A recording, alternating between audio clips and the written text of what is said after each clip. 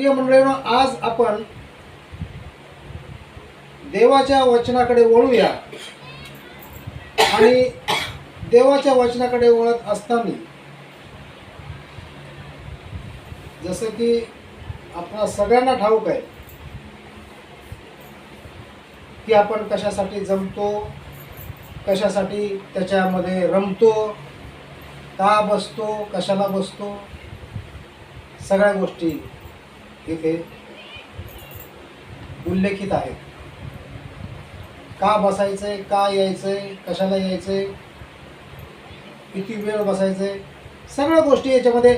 नुसतं आम्ही संदेश ऐकतो म्हणून पालक लोक सांगतात, चांगले संदेश सांगतात म्हणून नव्हे की 2 तास प्रार्थना करा, 3 तास प्रार्थना करा, एवढे दिवस उपवास करा आणि त्याच्यावरती प्रत्येक प्रक्रिया वेगवेगळे देत असतात आणि ते चालू असतं. पण शास्त्रामध्ये सगळं काही सांगितलेलं आहे की प्रार्थना केली पाहिजे, किती वेळेस केली पाहिजे, का केली पाहिजे, कशाला केली पाहिजे, हे संदेष्टाने सांगण्याच्या अगोदर सगळं आपलं पालक साहेबांनी सांगितल्याच्या अगोदर सगळं सायन्समध्ये सांगितलेलं आहे की नाही. म्हणून आपण काय केलं पाहिजे, परमेश्वराच्या चरणी आपण रमलं पाहिजे. तर आज आपण पाहूया की परमेश्वराने आपल्याला काय सांगितलं आहे. आजचा आपला विषय मंडळी करता विषय हा आहे, माझ्या करता विषय हा आहे की संदेश देण्याचे व भाषा बोलण्याचे दान. काय? संदेश देण्याचे व भाषा बोलण्याचे दान, दोन्ही पण. आपण वाचूया कोरिन्थीकरास पहिले पत्राचा अध्याय 14 वचन 1 ते 2 आपल्याकरता सिद्धू वाचेल. कोरिन्थीकरास पहिले पत्र अध्याय 14 वचन 1 व 2.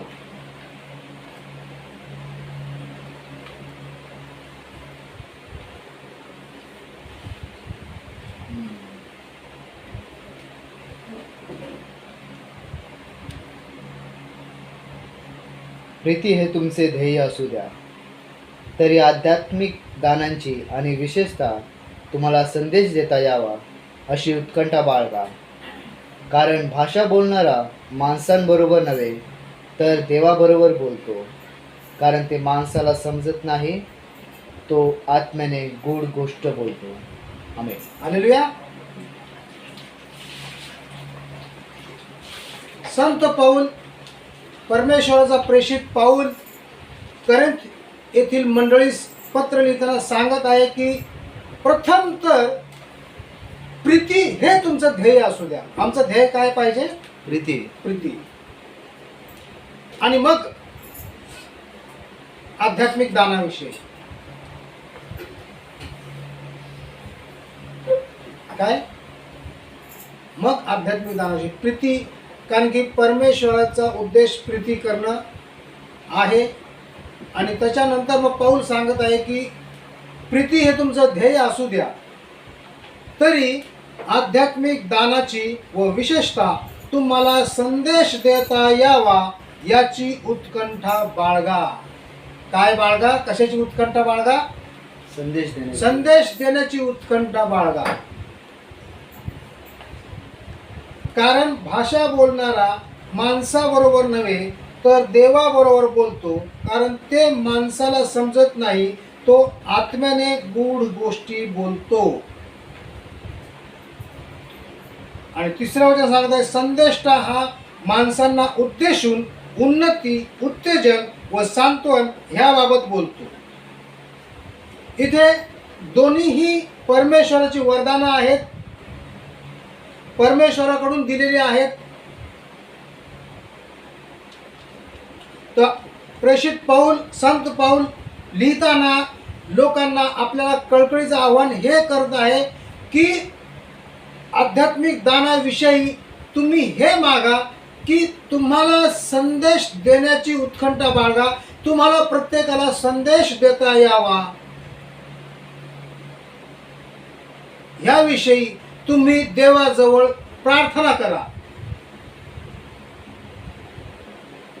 मला संदेश देता आला पाहिजे. प्रत्येकाचं हे एक ध्येय असलं पाहिजे.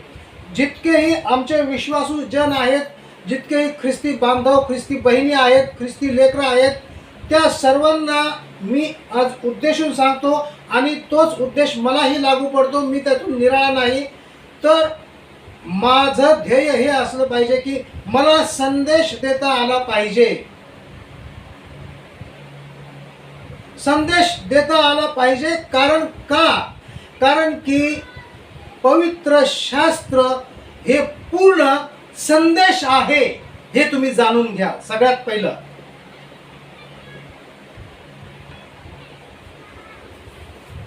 कारण की सांगण्याचा उद्देश हा संदेश आहे. असं मी का म्हणतो? कारण परमेश्वराने आकाश व पृथ्वी निर्माण केली आणि आज्ञा केली म्हणजे संदेश सांगितला. प्रत्येक न दिसणाऱ्या वस्तूला संदेश सांगितला. आणि पवित्र शास्त्र जुना करार सांगतो की परमेश्वराने आपले संदेश पाठवले. काय पाठवले? संदेश पाठवले. काय कशाला पाठवले? संदेश. तर परमेश्वराचा मार्ग मोकळा करा, त्याच्या वाटा नीट करा, कारण की त्याचं आगमन होत आहे. स्वर्गाचं राज्य जवळ आलेलं आहे. पूर्वीपासून संदेश पाठवले, मलाखीपर्यंत संदेश पाठवले, नव्या करारामध्ये योहानापर्यंत संदेश पाठवले. संदेश महत्वाचा आहे. असं लिहिलं नाही की मग परमेश्वराने अन्य भाषा बोलणारे बरेच जण यरूशलेम मध्ये पाठवले. जुन्या करारामध्ये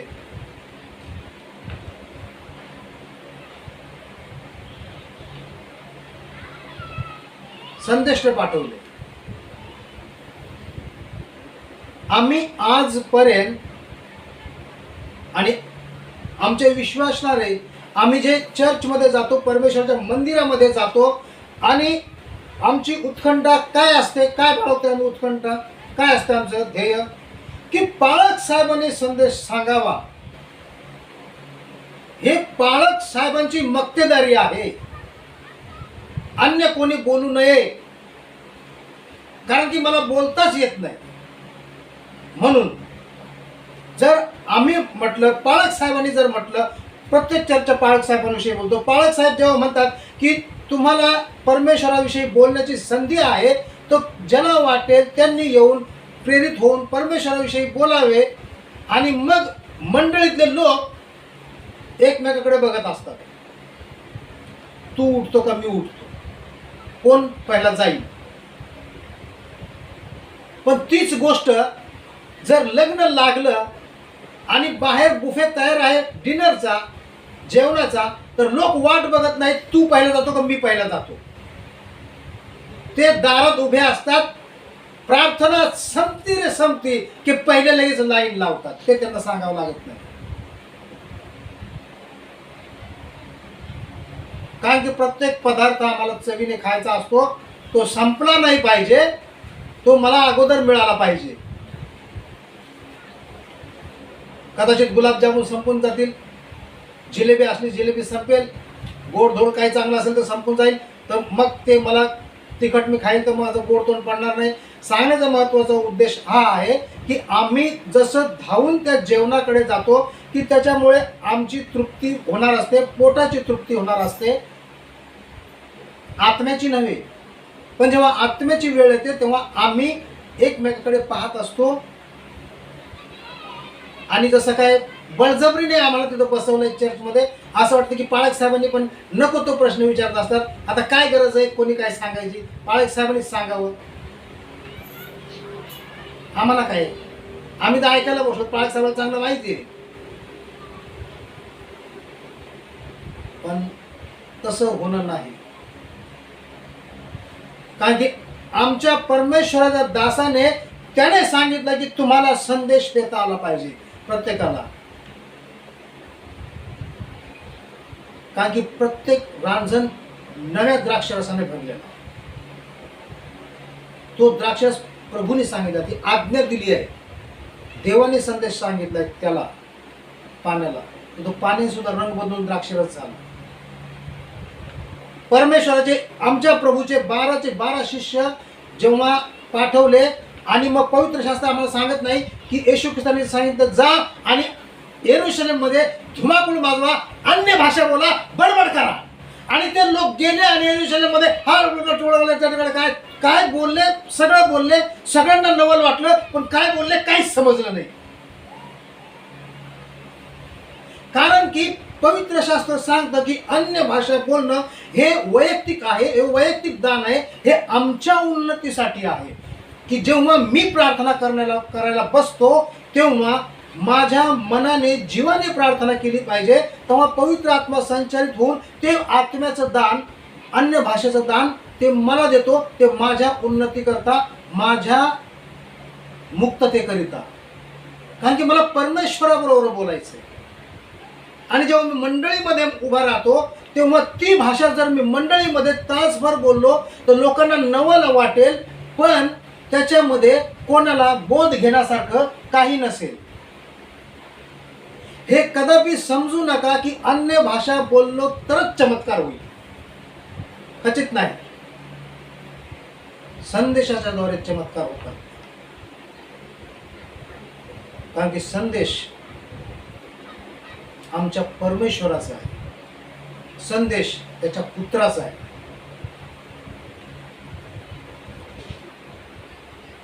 अन्य भाषा ही येशू ख्रिस्ताच्या स्वर्ग रोहनानंतर मग नवीन करारामध्ये आलेली आहे. याचा अर्थ ती दुय्यम दर्जा नाही. जसं एक उदाहरण देतो मी, आपलं साधारण उदाहरण देतो की बिर्याणी, चांगलं जेवण जे आहे, स्वादिष्ट जेवण ज्याला आपण म्हणू शकतो, ते जेवण जे आहे, आणि आपल्या ख्रिस्ती लोकांची आवडती बिर्याणीच असते म्हणून ते बिर्याणीवरती मी बोट ठेवलंय. बिर्याणी आहे तर बिर्याणी आम्ही रोज खाऊ शकत नाही, हे जाणून घेतलं पाहिजे. पण भाजी आणि भाकर ही आम्ही रोज खाऊ शकतो, कारण की ती आमची गरज आहे. आणि ती लोक आवडीने खातील, 10 माणसं खातील आणि 100 माणसं पण खातील. बिर्याणी ही बनते सणासुदीला, काही फंक्शनला, पण तुमची नित्याची गरज काय आहे? भाकर आणि भाजी आहे. आमचा नित्याची गरज काय आहे? संदेश आहे. परमेश्वराची वाणी ऐकणं आहे.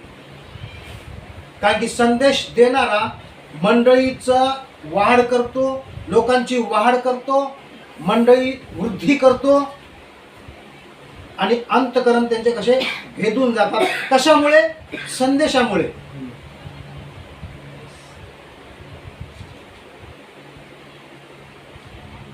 तर तो संदेश, आणि संदेश कोणचा? आमच्या प्रभू येशू ख्रिस्ताचा. याच्याशिवाय दुसरा संदेश काही होत नाही. आपण पाहूया की संदेशाने काय काय होतं बा. प्रेषितांचे कृत्य 8वा अध्याय वचन 26 प्रकाश काढेल. 8वा अध्याय प्रेषितांचे कृत्य 8वा अध्याय वचन 26.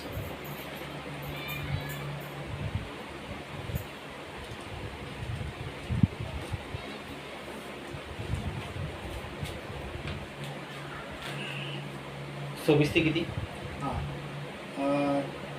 26 ते मी सांगतो बरं, ते इकडं 26 वाच पूर्ण. ओके. प्रेषितांचे कृत्य याचा 8वा अध्याय 26 वचन.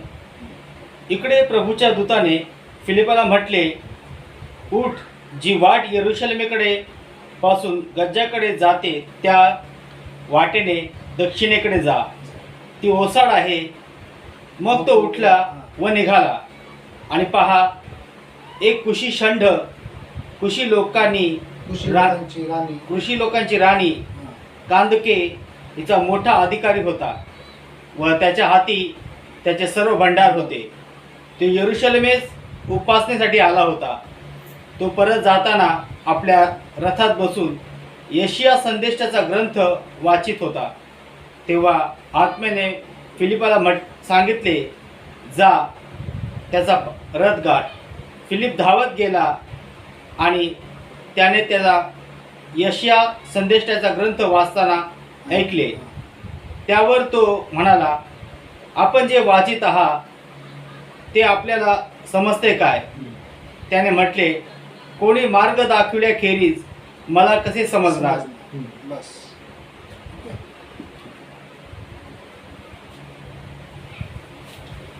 प्रेषितांचं कृत्य 8वा अध्याय वचन 26 पासून प्रकाशने फार चांगलं वाचलं आहे. फिलिप व हबशी शंड. इकडे प्रभूच्या दूताने फिलिपाला म्हटले, उठ, जी वाट येरुशलेमेपासून गज्जाकडे जाते त्या वाटेने दक्षिणेकडे जा, ती वाट ओसाड आहे. मग तो उठला व निघाला आणि पहा, एक कुशी शंड, कुशी लोकांची राणी कांदके हिचा मोठा अधिकारी होता व त्याच्या हाती तिचे सर्व भांडार होते. तो येरुशलेमेत उपासनेसाठी आला होता. तो परत जाताना आपल्या रथात बसून यशया संदेष्टाचा ग्रंथ वाचित होता. तेव्हा आत्म्याने फिलिपाला सांगितले, जा त्याचा रथ गाठ. फिलिप धावत गेला आणि त्याने त्याला यशया संदेष्टाचा ग्रंथ वाचताना ऐकले. त्यावर तो म्हणाला, आपण जे वाचित आहात ते आपणाला समजते काय? त्याने म्हटले, कोणी मार्ग दाखविल्याखेरीज मला कसे समजणार? हालेलुया. हालेलुया. मार्ग दाखवल्याशिवाय मला कसं कळणार? मार्ग, जीवनाचा मार्ग. आम्ही कुठे जात असतो, कोणाच्या अनोळखी घराकडे, त्याचा मार्ग. कुठे इंटरव्ह्यूला जर जात असलो, त्या ऑफिसचा पत्ता, तो मार्ग. कुठलाही मार्ग घ्या, तो आम्हाला दाखवल्याशिवाय, कोणी सांगितल्याशिवाय मला तो कसा कळणार? बरोबर आहे. एक, मी जर घमंडी आहे, माझा इगो आहे, ते मी कोणाला विचारत नाही, मी आपला इकडं तिकडं बघत बघत बघत जातो, पण तो मला लवकर सापडत नाही. आणि कोणी सांगितल्याशिवाय मला तो कसा कळणार? मग आपण फक्त विचारतो की इकडे बाबा ह्या साईडला बोरिवलीला शांतीवन कुठे आहे, किंवा दहिसरमध्ये कांदरपाडा कुठे आहे, तो तलाव कुठे आहे. मग आपण विचारत जातो आणि ते स्थान आपल्याला सापडतं. मग स्थान का सापडतं? की एका व्यक्तीने दुसऱ्या व्यक्तीबरोबर संभाषण केलेलं आहे, ती वार्ता त्याला सांगितली गेलेली आहे. म्हणून परमेश्वरने आपल्या भाषेमध्ये आपल्या लोकांना भाषा कळेल त्या भाषेमध्ये लोकांना काय सांगितलंय? संदेश सांगितलाय. आणि तोच आमचा परमेश्वर फिलिपाला म्हणत आहे, येशू ख्रिस्त फिलिपाला म्हणत आहे, उठ आणि तू अमुक ह्या वाटेने जा. तुला तिथे एक काम मी दिलेलं आहे. कारण की कोणाचा तरी तुला परिवर्तन करायचं आहे. कोणीतरी माझा शोध घेतोय, त्याला माझ्याकडे घेऊन यायचंय. हे काम मी तुला देतो, मग तू जा. आणि फिलिप धावत जातो. आणि मग जसं आपण वाटलं तर शंड जो आहे, हापशे शंड, तो यशया संदेशाचा ग्रंथ वाचतो. पण आपण जसं बहुतेक लोक, आपले तरुण पिढी म्हणा किंवा जुने जाणते लोक पण म्हणा, बायबल जसं वाचतात ते एका गोष्टीच्या रूपांतराने वाचतात, एक पुस्तक म्हणून वाचतात. किंवा जसं आता पाळक साहेबांनी मंडळीमध्ये टास्क दिलेला आहे की वर्षामध्ये बायबल आम्हाला वाचायचं. ते आम्हाला वाचायचं म्हणजे पूर्ण करायचं आहे ना, वाचायचं. पण मी काय वाचलं याच्याशी मला काही देणं घेणं नाही आहे. मी वाचत होतो, ग्रंथ तन्मयतेने वाचतोय, पण मला समजत नाही की कोणाविषयी लिहितोय, कोणाविषयी म्हणतोय. तो येशयाने जे अध्याय सांगितला होता तो अध्याय तो वाचत आहे, पण त्याला समजत नाही की कोणाविषयी बोलतोय. हे समजवणार कोणी आम्हाला पाहिजे. आणि कसं समजवणार? कोणीतरी आमच्या बरोबर बोलल्याशिवाय हे समजणं आम्हाला कठीण आहे. जेव्हा एक आई आपल्या बाळाला जन्म देते आणि बाळ जसं आईच्या सगळ्यात प्रथम कुशीमध्ये असतं, तिच्या जवळच ते असतं आणि आई त्याला सारखी बोलत असते, संभाषण करत असते. सुरूच असतं संभाषण, ती थांबवत नाही. आज बोलली, आज जन्माला आला, आज बोलली, दिवस बोलली आणि नंतर मग त्याला 15 दिवस बोललीच नाही. 15 दिवसांनी एकदा बोलली, त्यानंतर 2 महिने बोललीच नाही. तर त्या मुलाला, त्या बालकाला काही कळणार नाही, कारण की संभाषण त्याच्याबरोबर झालेलं नाही बरोबर. ती वार्ता कोणाला मला पप्पा म्हणायचंय, कोणाला मला मामा म्हणायचंय, कोण माझा काका आहे, कोण माझा दादा आहे, कोण माझा आजोबा आहे, हे मला कोणी सांगितलं नाही तर मला कळणार कसं? संभाषण माझ्याबरोबर झालं नाही, कोणी तो संदेश मला सांगितला नाही. मग परमेश्वर पित्याने त्याचे संदेश पाठवले, अन्य भाषेमध्ये बोलणारे नवे पाठवले. येशू ख्रिस्ताविषयी जा आणि अन्य भाषेमध्ये 100 लोकांमध्ये उभारा, सभासदामध्ये, आणि अन्य भाषेमध्ये 100 लोकांबरोबर बोला. अश्विनी आली आहे, अश्विनी बरोबर कोणी मद्रासीमध्ये बोलू लागला येशू ख्रिस्ताच्या विषयी, तिला काय कळेल? ती म्हणे हा येशू ख्रिस्ताविषयी सांगत होता, पण काय सांगत होता मला काय कळलं नाही. म्हणून माझ्या आत्मेला जे पाहिजे ते मला मिळालं नाही. पण त्याला वाटलं की मी तन्मयतेने सांगितलं, कारण की फक्त उन्नती कोणाची झालेली आहे अन्य भाषामुळे, स्वतःची झालेली आहे, अश्विनीची नाही झाली, अजून आमच्या लोकांची झाली नाही. जे मोठे PhD वगैरे करतात, ज्यांनी खूप गाढा अभ्यास केलेला असतो, ते फार तत्वज्ञानी असतात. ते जेव्हा येऊन आम्हाला तत्वज्ञान सांगतात तेव्हा ते थोडंसं आमच्या डोक्याच्या वरून जातं, आहे ना, कारण की ते त्यांच्या परीने सांगतात. कारण की उन्नती त्यांनी PhD केलेली असते, मोठमोठे पुस्तकं लिहिलेले असतात, प्रबंध लिहिलेले असतात, त्यांनी वाचन भरपूर केलेलं असतं. म्हणून त्यांच्या स्वभावामध्ये, त्यांच्या प्रत्येक कृतीमध्ये एक परिवर्तन आलेलं असतं आणि ते अप टू डेट असतात, ते स्वतःविषयी अप टू डेट असतात आणि तसंच ते दुसऱ्याचं पण एक्सपेक्ट करतात की हा आपण असाच असला पाहिजे. पण तो तसा नसतो, कारण की आम्ही अडाणी आहोत. आम्ही कोणी 8वी पास, कोणी 9वी पास, कोणी शिकलाच नाही, कोणाला बोलताच येत नाही, कोणी ऐकलं तरी त्याला लवकर कळत नाही, हा अशातले आम्ही भाग. म्हणून तो जो तत्वज्ञान आम्हाला सांगतो ते आमच्या डोक्याच्या वरून जातं. येशू ख्रिस्ताविषयी बोलला, काय बोलला हे मला समजलं नाही. चांगलं बोलला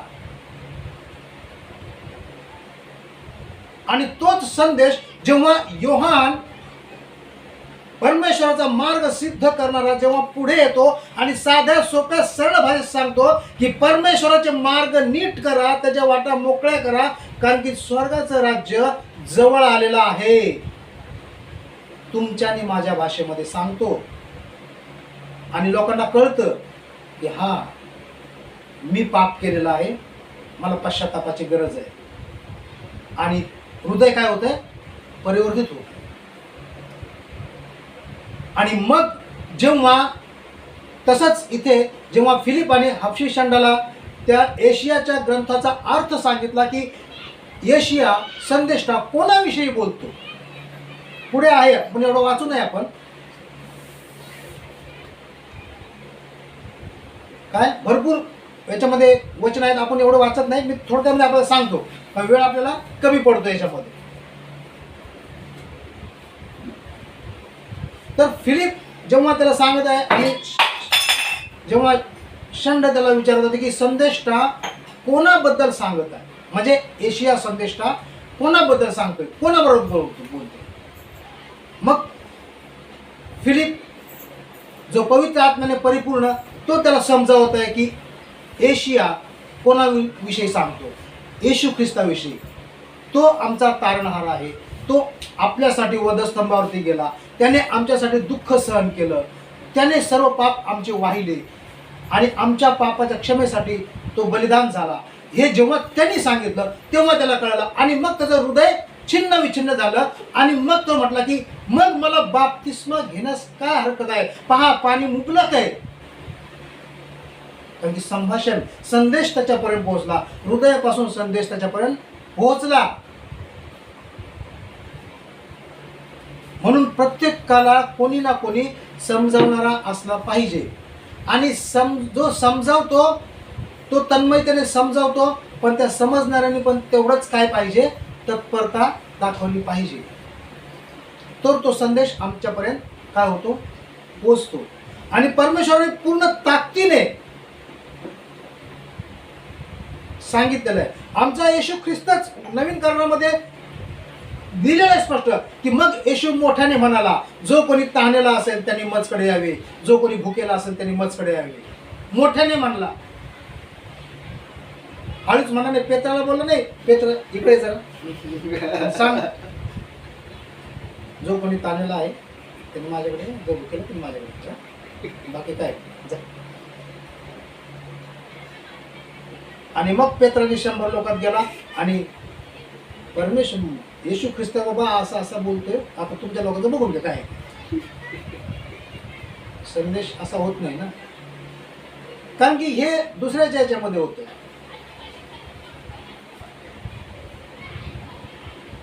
त्याच्यामुळे लोकांचे हृदय काय होणार, प्रवृत्तीत होणार नाही. कारण लोक म्हणतील, अरे बोलायचं होतं तर मी एवढा जमाच केला होता तर मोठ्याने सांगायचं ना, आम्हाला कळलं असतं, हे याला काय सांगतोय. म्हणून आमचा देवच सांगतो की संदेश देण्याची उत्कंठा बाळगा, म्हणून तो सांगतोय. म्हणून पेत्र जेव्हा घाबरणारा जेव्हा पुढे आला आणि जेव्हा पुनरुत्थानाच्या नंतर पहिल्याच वेळेस त्याने जेव्हा संदेश सांगितला तर 3000 लोकांचं परिवर्तन झालं. सांगितल्याशिवाय झालं काय, अन्य भाषा. मग पेत्र उठला आणि अन्य भाषेमध्ये 3000 लोकात बोलू लागला. 3000 लोक विस्मित झाले, आश्चर्यचकित झाले, पण त्यांना काहीच समजलं नाही हे काय चालले आहे. कारण की याच्यामध्ये लिहिलं पण आहे, मेन्शन पण केलंय प्रेषिताच्या कृत्य अध्याय 2 मग सुसाटाच्या नादासारखा मोठा नाद झाला आणि पवित्र आत्म्याच्या जिभा त्या 120 जणांवरती आल्या आणि ते अन्य भाषा बोलू लागले. आणि ते अन्य भाषा ऐकून ज्यांना त्या समजत होत्या, ज्यांच्या ज्यांच्या भाषा होत्या, ज्यांना त्या समजत होत्या, ते म्हणले की ह्या तर आपल्या भाषा आहेत. पण ज्यांना कळलं नाही ते म्हणले की हे असं नाटक चालू आहे, हे काहीतरी दारू पिलं किंवा द्राक्षरसाने मस्त झालेत. त्यांनी त्यांची काय केली, चेष्टा केली.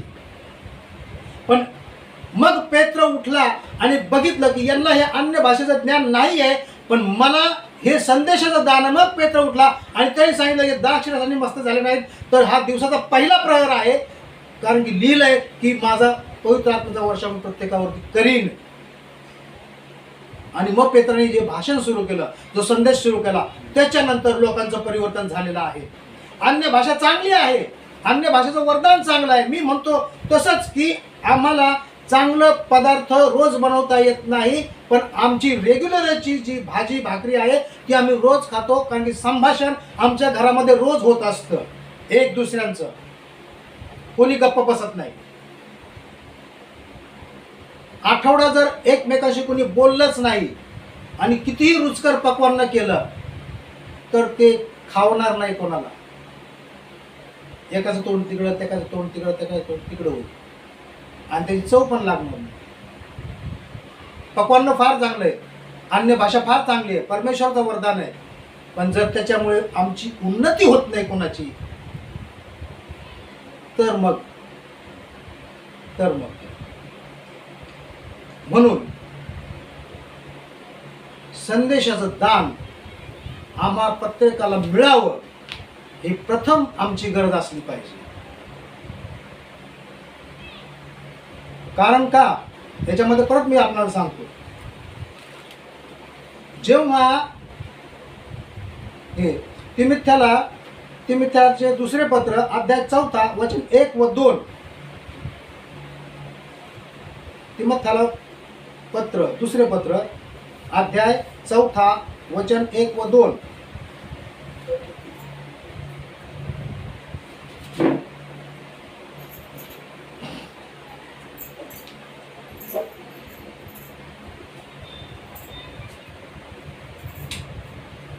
काढला वाचो.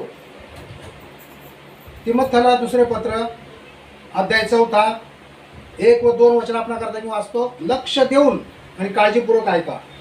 देवा समक्ष आणि जो ख्रिस्त येशू जिवंताचा व मृतांचा न्याय करील त्याच्या समक्ष त्याच्या प्रगट होण्याला व त्याच्या राज्याला स्मरून मी निक्षून सांगतो की वचनाची घोषणा कर.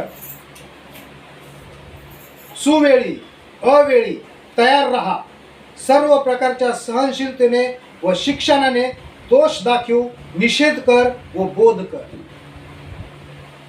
मग आता दोष दाखवणं, कोणाचा निषेध करणं, कोणाची चूक दाखवणं, हे कशाच्या द्वारे होऊ शकतं? बोलण्याच्या द्वारे होऊ शकतं.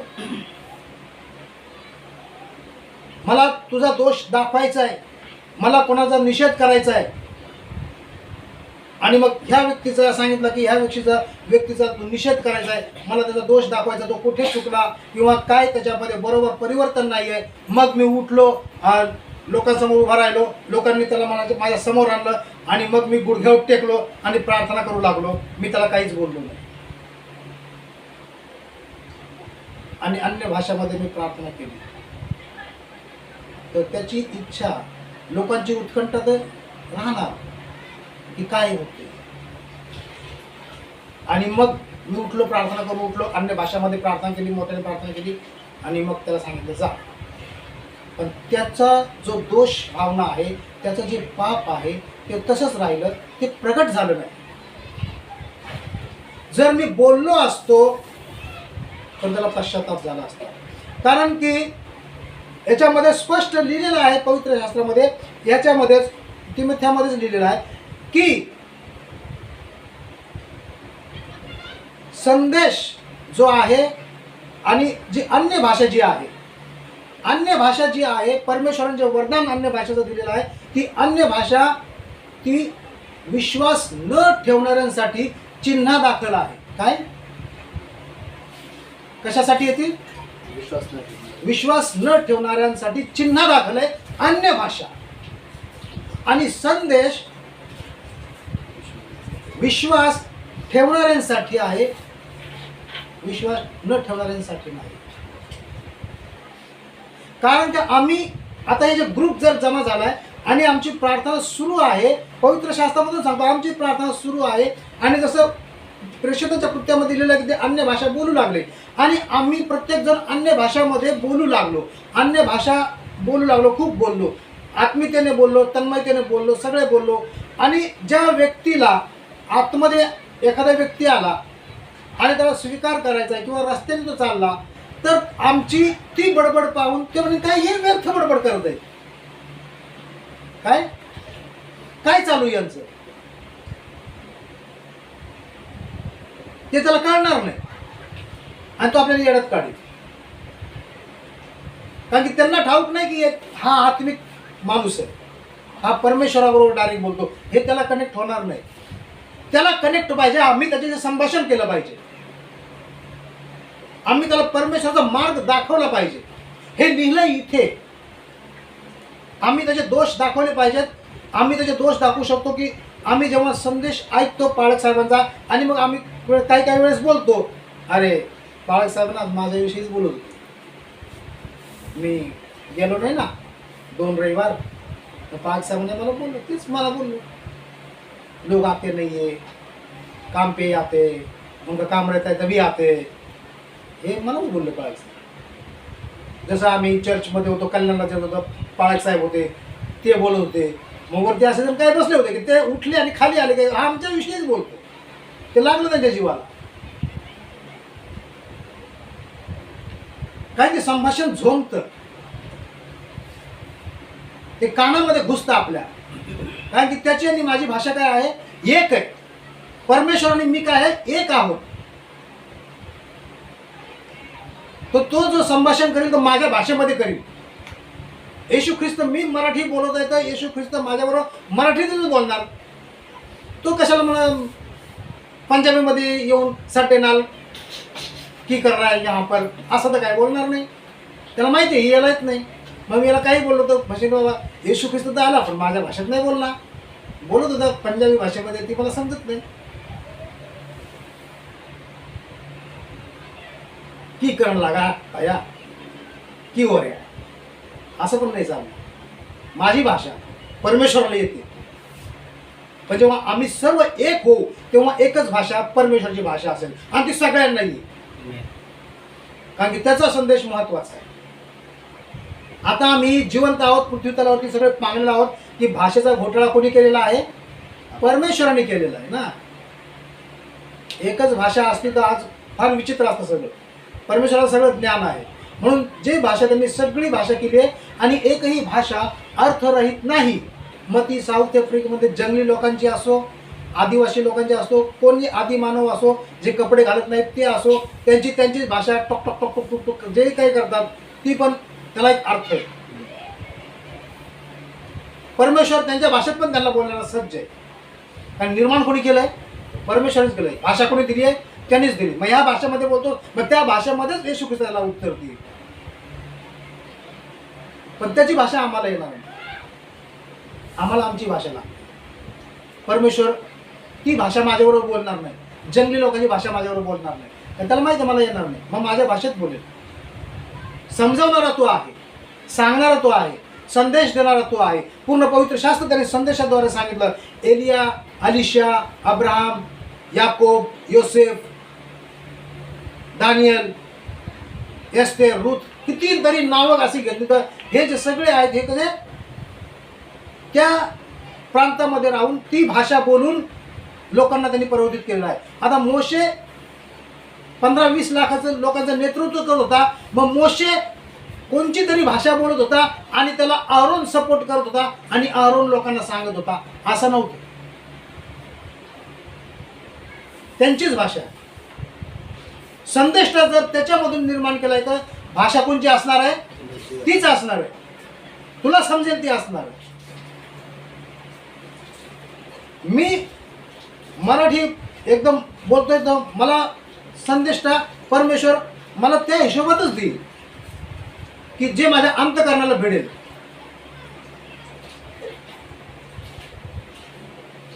सगळे संदेष्टे आपापल्या भाषेमध्ये पारंगत आहेत.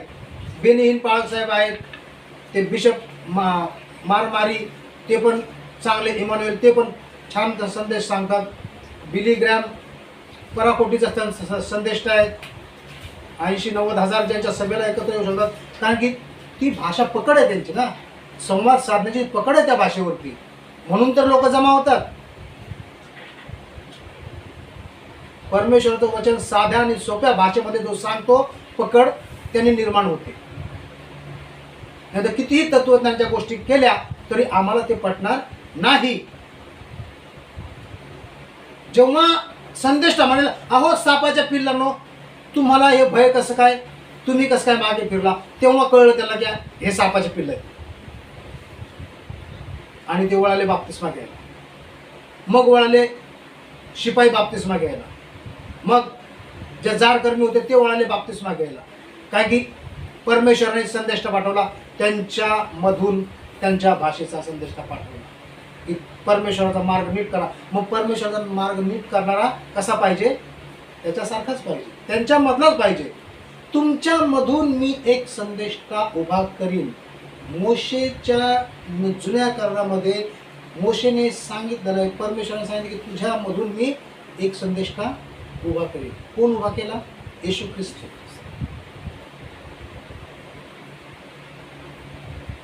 परमेश्वराला सर्व भाषा येतात. निर्माता, क्रिएटर तो आहे, उगम तो आहे आणि अंत पण तोच आहे. म्हणून महत्त्वाचं हे नाही की आम्हाला काय पाहिजे, पण आम्हाला एक दुसऱ्याशी संभाषण करता आलं पाहिजे. आणि संभाषण येशू ख्रिस्ताच्या वचनाच्या द्वारे करायचं आहे, तर आम्हाला त्याचा संदेश सांगता आला पाहिजे. आम्ही चर्चमध्ये उभा राहिलं पाहिजे आणि संदेश सांगण्यामध्ये आम्ही तत्पर असलं पाहिजे. बायबल कितीही वाचलं, कसंही वाचलं, त्याला महत्त्व होत नाही. मी कशा प्रकारे वाचलं आणि किती वचन माझ्या जीवाशी भिडलं ते मला महत्त्वाचं आहे. आज आम्ही मराठीमध्ये आहोत, तर मराठीमध्ये बायबल जी पकड आम्हाला दिली, तर मराठीमध्ये दिली ना, की व्यवस्थित आम्हाला कळायला पाहिजे. संभाषण कसं पाहिजे? व्यवस्थित झालं पाहिजे. अश्विनीला जर्मन लँग्वेज येत नाही आहे आणि ती काम करते ऑफिसमध्ये आणि तिचा आला बॉस आणि तो जर्मनमध्ये जर बोलायला लागला, आता जर्मनमध्ये तो तिला लंच कर म्हणला तर तिला काय कळणार नाही. तो जर म्हणला की जेवून घे, तिला कळणार नाही.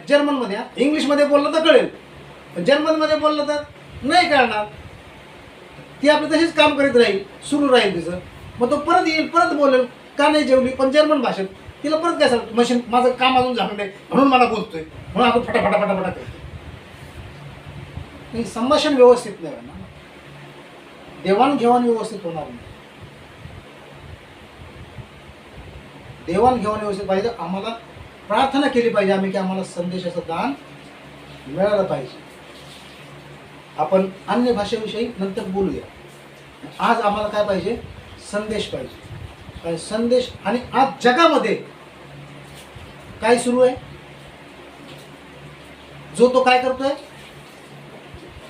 संदेश सांगतोय. प्रत्येक जण, तुम्ही युट्यूबवर बघा, तुम्ही सभेमध्ये बघा, पाळक साहेब उठतात आणि अन्य भाषेमध्ये 1 तास बोलून मोकळे होतात. आणि लोक असं लिहिलेलं नाहीये त्या पाळक साहेबांनी तेवढी अन्य भाषा बोलली, 2 तासात चर्च होतं. लोक निराश होऊन जातील. संदेश सांगत आहेत, संभाषण एक दुसऱ्यावर करत आहेत, परमेश्वराचं वचन सांगत आहेत, सुवार्ता सांगत आहेत, आणि त्यांच्या भाषेमध्ये त्यांना येईल ह्या भाषेत सांगत आहेत. इंग्लिशवाले इंग्लिशमध्ये, जर्मनवाले जर्मनमध्ये, कोरियावाले कोरियनमध्ये, जापनीजमध्ये जापनीजवाले, मराठी मराठी, तामिळ तामिळ, ज्या त्या भाषेमध्ये कसे परमेश्वराचं कार्य जोमाने सुरू. कसं जोमाने सुरू आहे, संभाषण संदेशाच्या द्वारे सुरू आहे. कारण की आम्हाला कोणी मार्ग शिकविल्याशिवाय आम्हाला कसं कळणार, आणि मार्ग गपचूप नाही कळत तर तो बोलल्याशिवाय कळत नाही. म्हणून बोलणं प्रथम गरजेचं आहे.